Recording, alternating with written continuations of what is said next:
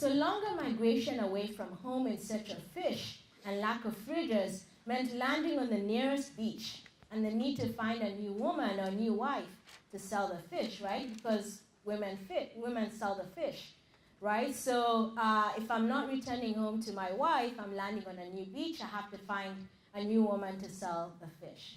Okay, and so one fisherman, was explaining that, let's say one fisherman who stays on this beach, if he moves from this beach to another beach, right, because he's going further away in search of fish, he doesn't have a fridge, so he has to sell the fish that day, has to land on a new beach. He'll be having another family there, and there also he has to have another family.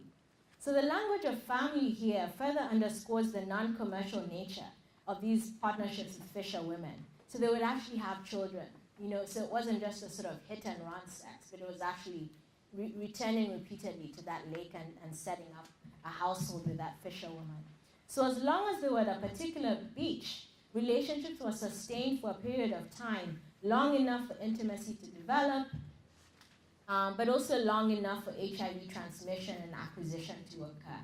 But they were also temporary enough, right, because the fish were moving in search of fresh water, that they had a really high amount of virus in their blood. Like they recently contracted it and now they moved to another beach, start another relationship, and so someone is then subsequently at high risk for HIV. And so I have a paper called Fishing in Dangerous Waters, and the argument I make there is I think that this is how it circulated around the lake and East Africa before it headed toward Southern Africa. And so in fact, focusing on the lake would have had a really big impact, cleaning up the lake, on stopping the epidemic early on.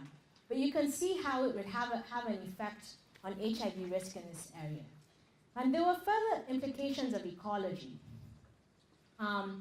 So when the catch size fish, so the amount of fish that fishermen were getting decreased, fisherwomen started competing with each other for limited amounts of fish, and sex became leveraged, right? And so now a fisherman could say, if you don't have sex with me, you're not getting first access to fish, right? And so they call this the Jaboya system, and it's still ongoing, unfortunately. There's still a Jaboya system. And so one fisherman explained, you'll find in the fish marketing activity, especially when the catch has gone down, we have quite a number of ladies who are also after fish for their better market. That's where the story begins. So only those who can afford to be led will be having opportunities for adding to their supplies. Those who cannot be influenced will have to stay aside. And that's where the major problem comes. Okay, so if you're a woman in the fishing industry, you're going to be at really high risk, right, for HIV. And fishermen were attractive as potential partners, attractive as rich boyfriends since they had access to daily money from the lake.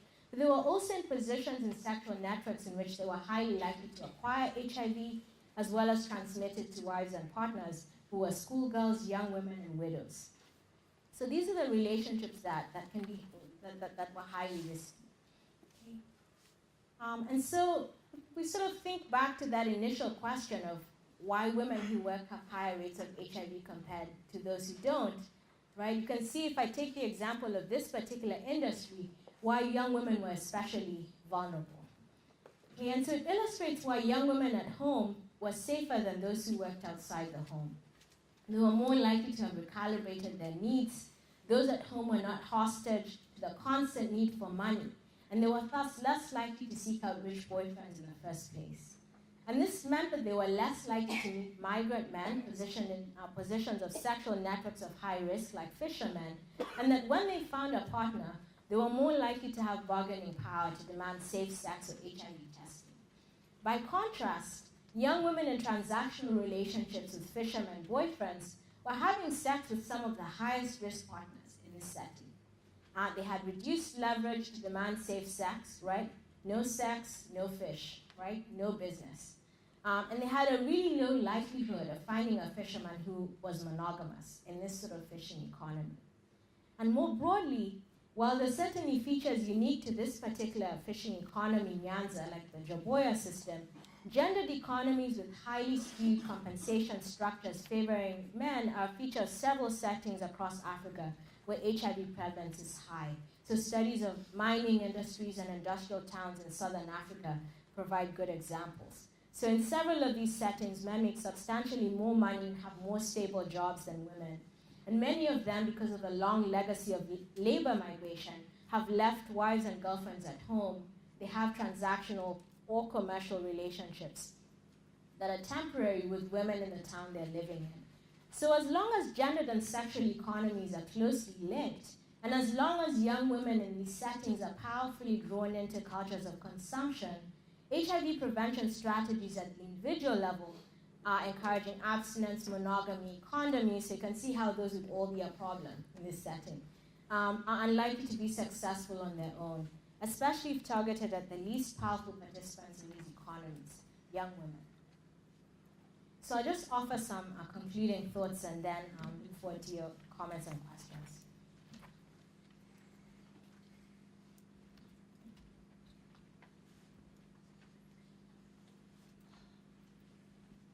For young women, it was not the fear of getting HIV or AIDS that drove their sexual decision-making. Rather, entanglements of love and money underlay their choices of intimate relationships with the riskiest partners. These relationships were not just about love, but they were intertwined with their transformation into consuming women who want to be beautiful and desirable. These desires, I argue, were enabled and facilitated by young women's social structural environments. In particular, I've described the community norms around beauty, school, labor market, and the natural environment. The pursuit of modern consuming beauty was both the result of increasingly commodified cultural ideals of beauty, as well as the explicit, globalized cultivation, the desire for things requiring continual consumption. These dynamics were exacerbated for girls in school, an institution whose success was demonstrated not just by good grades, but by young women whose consuming practices illustrated their transformation into modern women. Schoolgirls were wealthy enough to afford the basics of food, shelter, and education, but also women who were powerfully drawn into the consumer economy. And this culturally driven shift toward ever-increasing consumption and the desire for things that require continual replenishing moved young women's needs beyond the ability of what most families could afford. Most young men were unemployed in this setting and therefore were unable to afford sustaining long-term relationships that led to involuntary abstinence. And in this way, the social mechanisms for the maintenance of low HIV rates among young men were already in place. But once they started working and earning and becoming providing men, then their risk for HIV increased. For young women living in a gendered economic context where men had greater access to income than women, without the economic infrastructures that generate equal paying jobs, consuming women will continue to be dependent on providing men with the highest rates of HIV to become modern. So I will stop there and look forward to your comments and questions.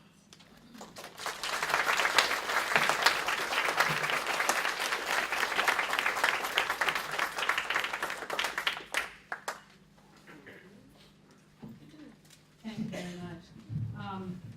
Now is the opportunity for you to ask some questions of our speaker, and what I'd like, please raise your hand if you'd like to ask a question, and I'll come around with the microphone. Who would like to start us off?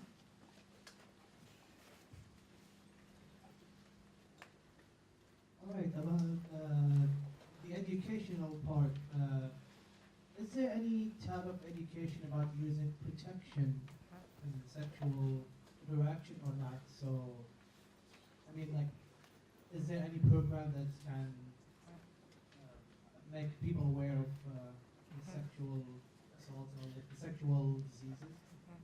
No, that's a great question.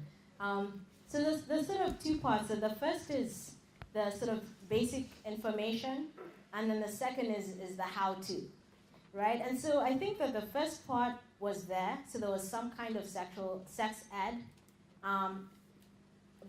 and there was also a lot of information on HIV/AIDS, but not the how-to, right? So there are very few settings I can think of would actually say, okay, this is a condom and this is how to use it. No, so that did not happen. I think it should have happened, because clearly students knew about condoms. They called them CDs. That was a colloquial name for condoms. But I don't think they were taught I'm pretty certain they were not taught in school how to use condoms. but they knew of them and they knew that they prevented HIV. Yeah, does that answer your question? Thanks for your presentation. It's amazing. I'm from Liberia, West Africa.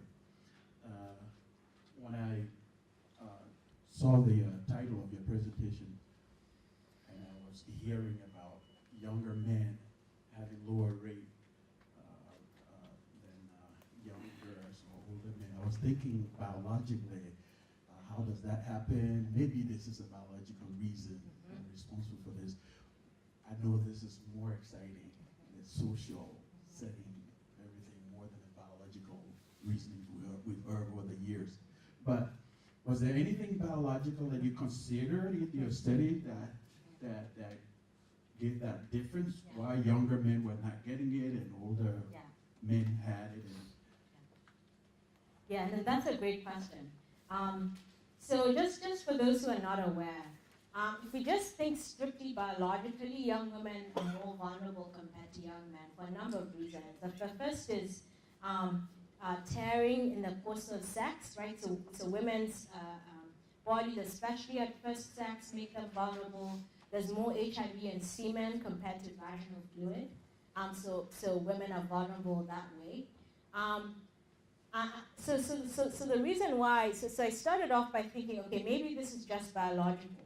But then when you look at the variation from country to country, so in some countries, young women have twice the rates of young men. In some countries, they have 9 times the rates of young men. I realized that there must be something more going on than biology. The biology is clearly part of it. Yeah, so in fact, in the first chapter of the book, I first began by looking at biology, to sort of say, how much of this is just simply basic, physiology. Like men and women are simply built differently, that there's more HIV in semen than there is in vaginal fluid. But because it varied so much from country to country, I was trying to figure out what beyond biology is going on to create risk for young women. So I definitely considered biology. Yeah.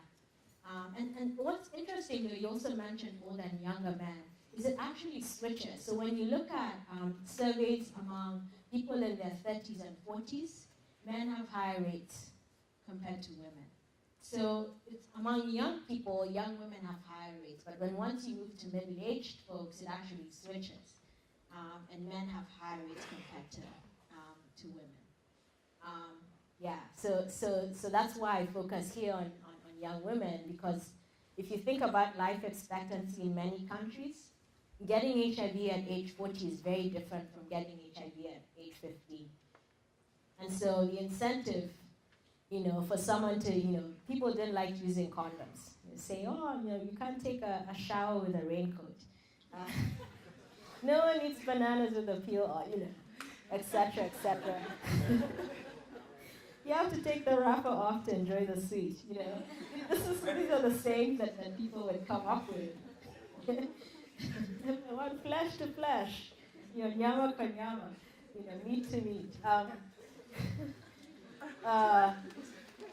Yeah, I don't know where I was going with that.